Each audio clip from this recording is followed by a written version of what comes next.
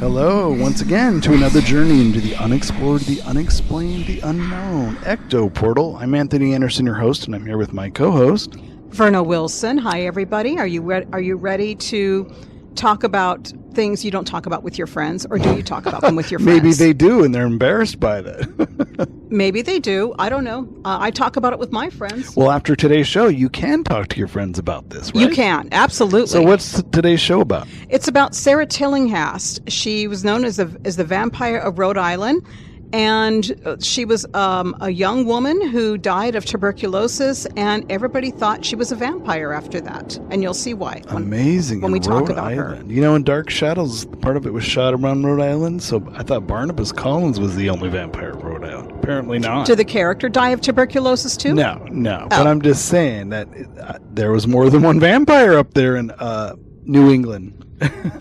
You know, it just seems like every time I read about that area, there's always a vampire around. Yeah. Or a vampire, or a witch, or a ghost. So it doesn't surprise you. It doesn't surprise me. They're everywhere, actually. I mean, it is one of the oldest parts of the country, I guess. It is, really. totally. So that would explain a lot of that kind of stuff. Yeah, it sure does. All right, so what do you say we do the paranormal news first? Let's go for it. Let's do it.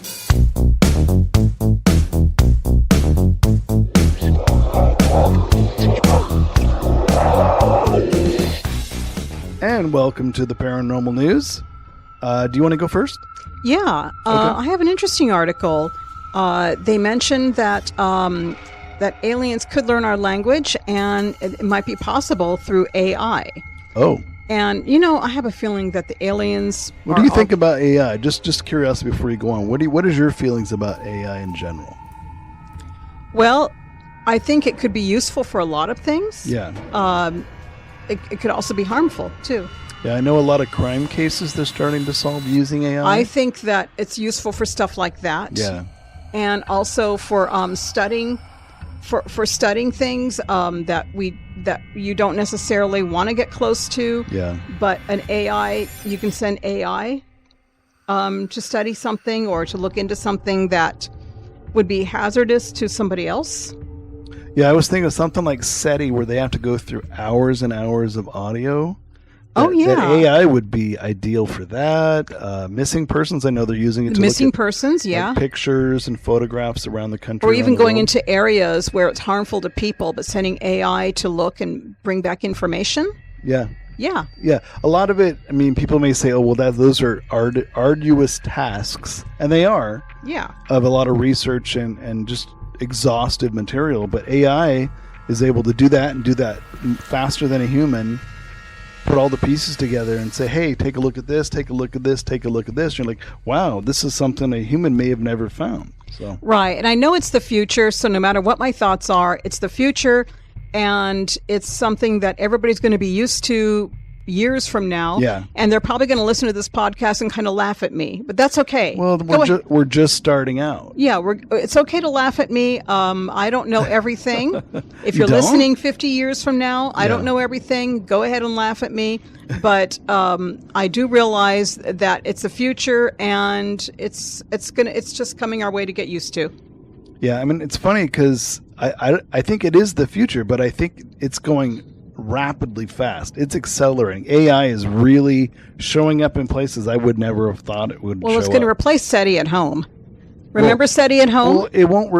It'll replace our version of SETI. SETI at home but was years ago. It won't ago. replace SETI. It'll just do all the research. No. They won't need us. Well, actually, this is being done by SETI. I'm joking about SETI at home because that was on our computers years and years ago. They probably don't even have that anymore. You download a piece of information and your computer would process it and then send the data results back to SETI. Yeah, I had that. So did I. Yeah, it was pretty cool. Yep. Well, anyway, it's being heralded as a future here on Earth, and according to a pair of scientists invested in the search for extraterrestrial intelligence, which is SETI, it might even allow aliens to talk to us, or a version of us at least. So in an editorial for Scientific American, SETI Institute astronomer Francis Marcius and NASA researcher Ignacio G. Lopez Francois have teamed up together as alien-curious scientists to advocate for AI-infused version of what an AI-infused version of what in their respective fields refer to as messaging extraterrestrial intelligence, or METI for short. And despite its implications, humans have been engaged for METI for as long as we've been going to space. METI, yeah. Since the early 60s, they said that we Earthlings have sent everything from music and scientific formulas to Morse code and maps out into the great beyond of hopes of hearing back. And I remember that too. Yeah, I remember. And far attempts at communicating with extraterrestrials have they mention haven't brought back anything yet. But to Marquez and Lopez, these METI efforts can only be enhanced by introducing something as interactive as an AI large language model. In particular, they're arguing that we should send one out into space so it can speak for us. And aliens could, the duo wrote, learn one of the languages and receive replies that are representative of humanity. And with the growing body of research about the potentially hundreds and millions of habitable exoplanets in our Milky Way galaxy alone, these alien-oriented scientists believe that several of these worlds could host technological civilizations curious to meet us and learn about us.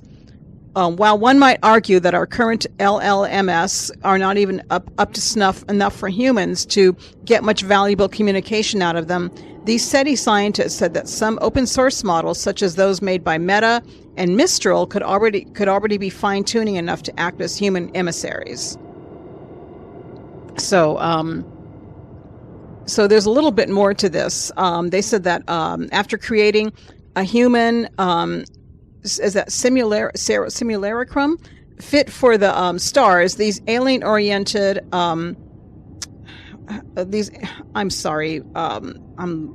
these alien-oriented LLMs could then be compressed, and the pair explained that via the process of quantization is what they call it, which maps huge sets of data into smaller sets, and they could be sent out into space using several methods, including radio, laser, or even copper disc communics, and that could make the transition of any LLM as rapid as possible. Though they admit that there's some massive technological hurdles that would have to be worked on first. Yeah. So anyway. Well, what I wonder about the languages are they sending out all the languages on our planet, or are they?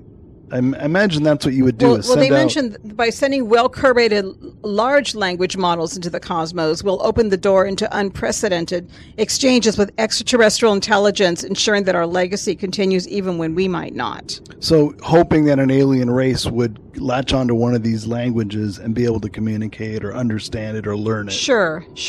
That's interesting. That is interesting. Or, translate it somehow, or I don't know. Especially if we're possibly related to another planet, another alien species, that their language developed similarly to ours, but in a different way. They could easily pick it up. Well, you know, maybe find a way to communicate. this is something I wouldn't mind asking Glenn Steckling, because if you remember reading the George Adamski books, remember when he first met Orthon, he was trying to translating, trying to communicate with him through hand gestures and pointing to things, and he was understanding it. And then later, he was picking up on Orthon picked up on the language. That doesn't surprise me, though. Yeah. I mean, if you have the technology and know how to go to another planet, you probably have things and ways to develop language quicker. Yeah. And more efficiently and faster than we do. Yeah. So interesting, though. So it's very interesting. Anyway, sorry the article was long, but all this science. I'd be curious, though, to see what they actually, if they uncover anything. But I mean, would too. We send a lot out. We don't get a lot back. Right. It's true. We do. But anyway, what do you have? I have a very different kind of story. This is about a man who was missing for over 30 years, and he reappeared wearing the same clothes that he left in, and had no idea what happened to him.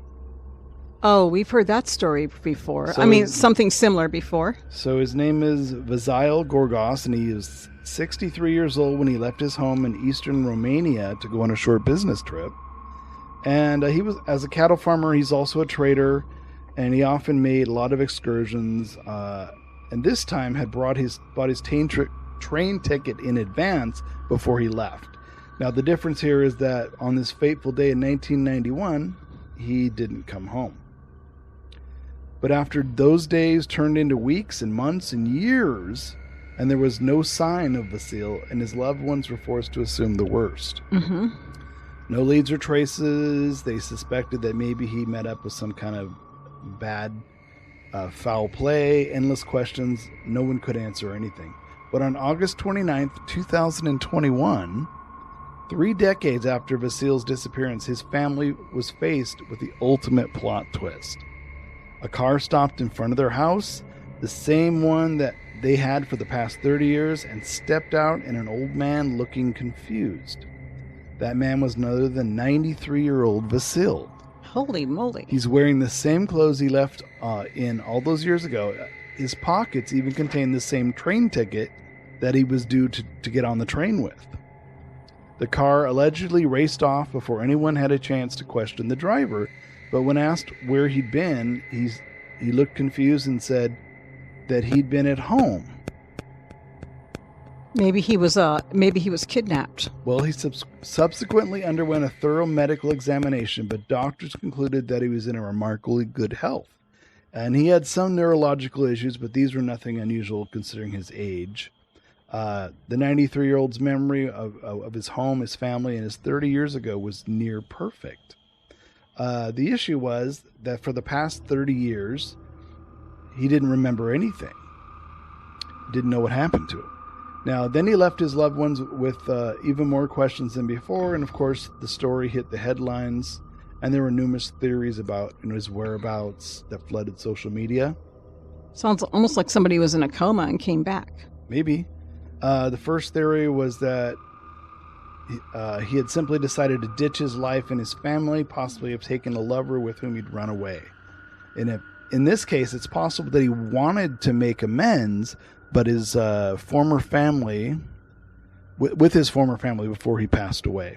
And yet, how can you make amends when you have no explanation as to where you've been or what you've been doing? Now, another theory is that he may have been dumped by a person and he ran away with, accepting that he was getting older and not wanting to take care of him, simply returned him home to his family. Another theory, which could explain how he kept his clothing, is that he had spent the last 30 years in jail but hadn't wanted to admit it to his family. Now, of course, even more outlandish theories have also come out, including that he was a spy who had his mind wiped after his service came to an end, or that he was abducted by aliens. Now, ultimately, nobody knows, including Vasil's family, and they may never learn the truth of what happened to him. But, it's an interesting case with a strange ending. So there you go. We don't have any definitive answers or proof or what happened, but to come back wearing the exact same clothes and have no memory of those years gone, but he said, I was at home. Take the shirt when you change him and have the shirt up for analysis and see if the shirt has any dirt particles or any kind of particles of something that's of a different atmosphere or. Well, and I would do psychotherapy where they can lay him down and see. Yeah, that's a good one. That's a good thing to do too. Repressed memories. Sure, I think that would be helpful. That's what I would do, just to see if he might remember later something. But it's an interesting story. I mean, there's been stories like that before where someone reappears. They have no knowledge of what happened. They're wearing the same clothes. Years or months has passed, and they're just back. But it's weird that a car. It's freaky that a car dropped him off, though. And they raced away. It was the same car. That almost feels like a kidnapping. Like he stayed in a basement for years. But if you're kidnapped, why would they bring you back 30 years later? Because they're no longer being. What kidnapper's that courteous? I don't want to say they're courteous. I just want to say that he's no longer a threat. I don't know. There's so many questions there. There's a lot of questions. But it's interesting. Yeah. All right, folks. That's the paranormal news. Yep. And that was the paranormal news. All right, Verna, I have my garlic necklace on. What is today's show? It's going to be about Sarah Tillinghast, who was known as the vampire of Rhode Island, and sadly, and she died of TB at a young age. I think she was 22 when she died of TB, and this was in 1799. Wow. Yeah, and sadly enough, I'm familiar with TB because my mother tested positive for that. So I'm familiar with the symptoms. Mm-hmm. So whenever I read about stuff like this, I always just shake my head because it makes me sad that people who had those kind of diseases were kind of picked on for stuff like that. Well, it's important to get those vaccinations, kid. There's a reason why we have vaccinations after the big tuberculosis and the early outbreaks of the early 20th century. So absolutely, yeah. Well, my mother grew up in another country, and she, of course, she had to get some vaccinations when she was here, but unfortunately, the TB cell activated when she got sick. Wow. So yeah. So anyway. This the story about Sarah Tillinghast is that there was throughout the country there was an outbreak of TB, and a lot of people were convinced that the dead were actually vampires because they didn't know, how the disease progressed. Or so this was in the 1790s, right? The 1700s, late 1700s, right? And Sarah Tillinghast was one of those victims. She was the daughter of a farmer named Stukely, who happened to have 13 other children at the time. Wow. Yeah, people had large families back then. They had time on their hands. Yeah, they did. And he was her father said that he had a dream where all of the trees in his orchard started to wither and die. And shortly after that, Sarah became ill with tuberculosis, and she passed away. What an odd dream. Yeah, it is a very odd dream. And not long after she passed, one of the sisters grew ill as well and started to tell stories of seeing Sarah in her bedroom sitting on various parts of her body in order to cause her pain. So I don't know. She was sitting in weird positions herself? Yeah, she said she got ill, and she started telling stories of seeing Sarah in her bedroom sitting on various parts of her body in order to cause her pain. Cause herself pain or their sister? The sister pain. Oh, so she was being rotten. Yeah, maybe she was picking on her, being a silly sister. So she wasn't right. She was definitely ill. Either that or the girl was just very ill and she was delirious. And I was going to say they're sisters. I could see sisters doing that. I could see sisters doing that, yeah, and Sarah not realizing it after she's gone. Yeah. And unfortunately, this daughter did pass away as well. And then later it was followed by 4 more of Stukely's children. Did they all die of tuberculosis? Yeah. Yeah, I could see where the vampire thing would come in because the paleness of the skin and the complexion. Yeah. Yep. The fever. And you spit blood. Yeah, you spit blood. So you look like something's clearly wrong with you, and it involves lots of blood and paleness. I could see where someone would think, oh my God, it's a vampire for sure. Right, but they also didn't realize it was contagious too. Oh, and horribly contagious. It was horribly contagious, and even if the person spit or you had contact with them and it came on your fingers or your skin, then you can get the TB. You can get the disease. They didn't know then. They didn't know. So at this point, with 6 of their children gone, Stukely and his wife, as well as one of their sons, all started having visions of Sarah. Weird. And I know. So sharing this with the neighbors, they collectively decided to unearth the bodies of all 6 of Stukely's dead children. What? Yeah, Like disturbing dug the them back grave. up? Yeah, Exhumed their bodies. exhumed their bodies. Yeah, at which point they claimed Crazy. that Sarah, despite being the first one dead, seemed to have experienced the fewest symptoms of decomposition. Yeah. And they said they found fresh blood in her heart, and it appears as though her nails and hair had grown since she was interred. Well, that's natural anyway. Right, and especially if you're in a But I guess coffin that's airtight, But wouldn't it would preserve some of that, But wouldn't in it? 1700s, you would still know the hair and the nails would still grow, I would think. But if I were the father, I would have been pissed off at those neighbors disturbing your kids' graves. I mean, how Well, yeah, that's disrespectful is sacrilegious. that? I don't know how isn't religious it? they were, but that's pretty awful. That's so disrespectful. Anyway, upon the discovery, Sarah's heart was removed and burned on a rock, and supposedly the What? vision stopped. Oh my God. She probably was traumatized of her family- ghost for doing that. I'm sure the family was traumatized. But it's thought that Sarah is not too happy about what was done to her body after she passed away, which is what I just said. Yeah. Sarah's grave is in a small historical cemetery in Exeter, right in the Tillinghast family plot, and it's they said that it's hard to locate going in there, but it can be. But if you take the time to find it, it's there. Or ask someone where it's at. Yeah, maybe. I'd like to visit that cemetery and look for it. Yeah. Rhode Island's pretty cool. I've been up there. So they said that that's what happened. The grave is still there, and people still remember her, along with Mercy Brown, the other vampire from that area. I remember that I think we story. did a story Yep, we about did. her. Yeah. Yep. So now we did a story about Sarah. So there's 2 vampires from that area, and they're always, and people remember them. People remember those stories from years past. But you got to think, besides her family, her other sisters and her parents, probably terrified that this is going to happen to them.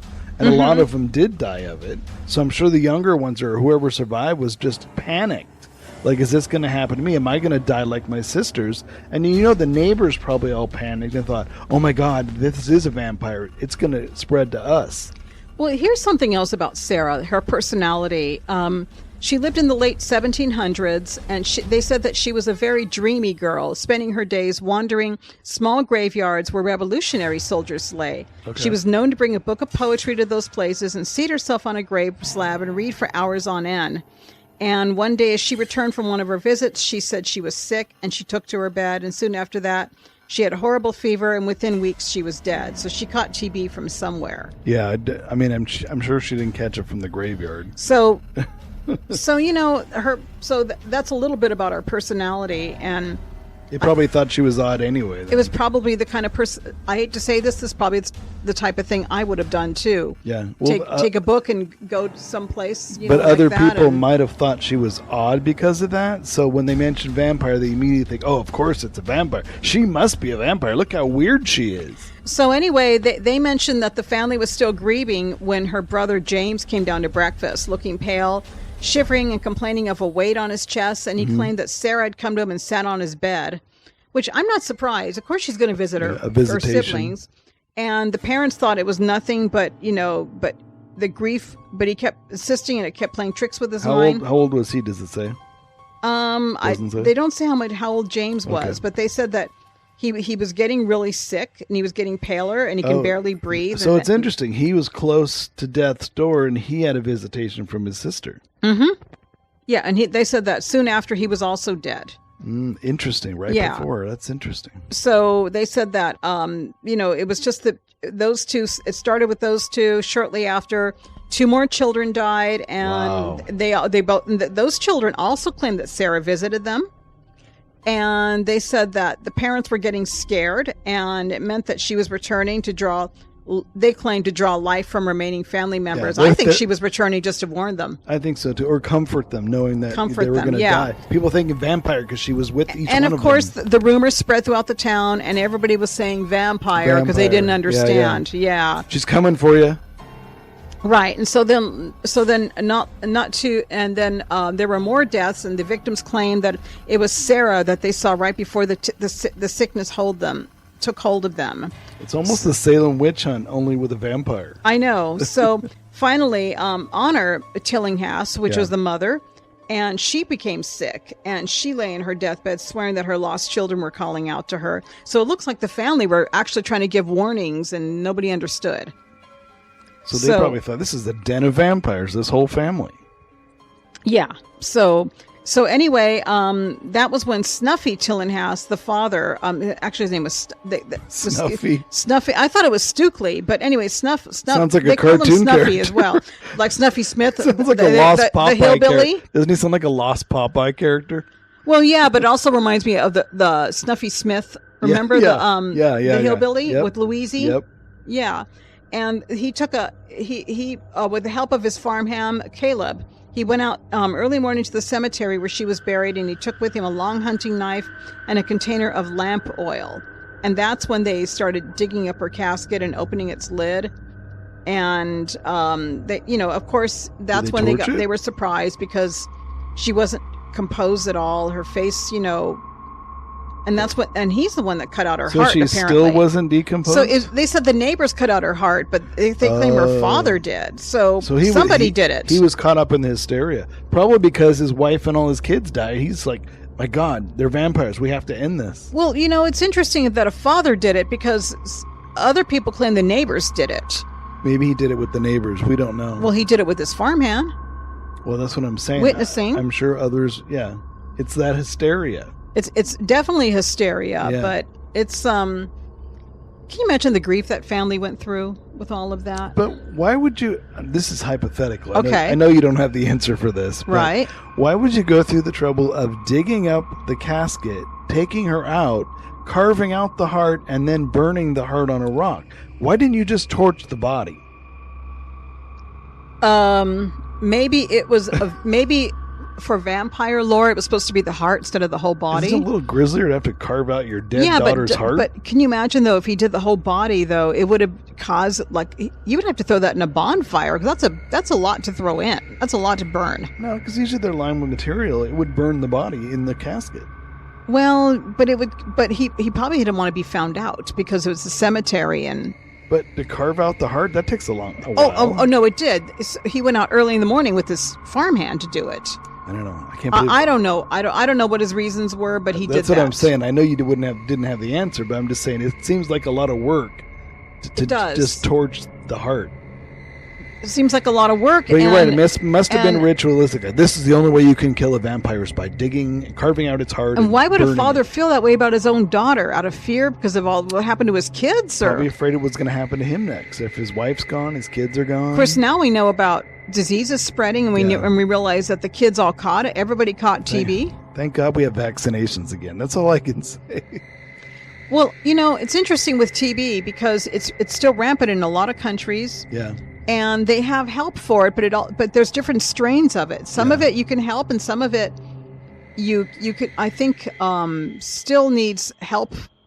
Still doesn't have the complete medication for it. Yeah, but I'm not a doctor, so I don't know. I just know there's different strains of TB. There's types of pneumonia too that are like that, where they just don't have all the answers still. Right. I mean, they're uncommon strains of pneumonia, so that's interesting like that. Yeah. But yeah, that's what a horrible story.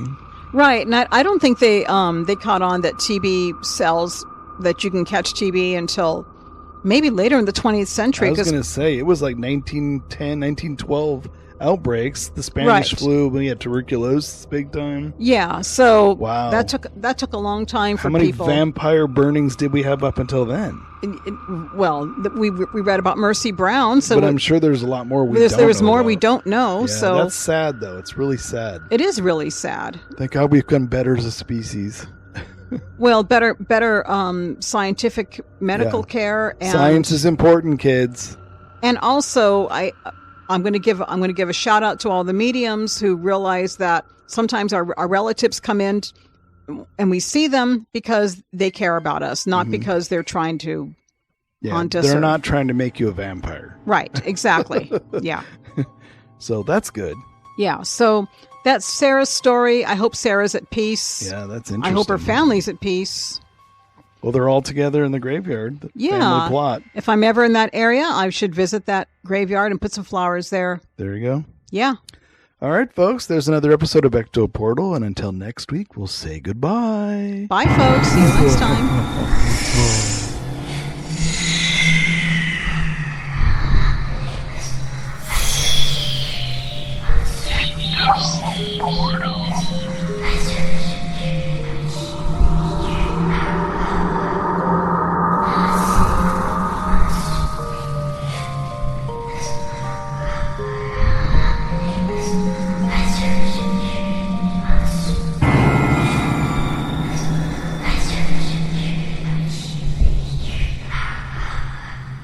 Royalty-free, copyright-free music by Kevin MacLeod and Ross Bugden. Be sure to visit us at www.ectoportal.com. Check out our archives on YouTube and head on over for new episodes to ectoportal.podbean.com.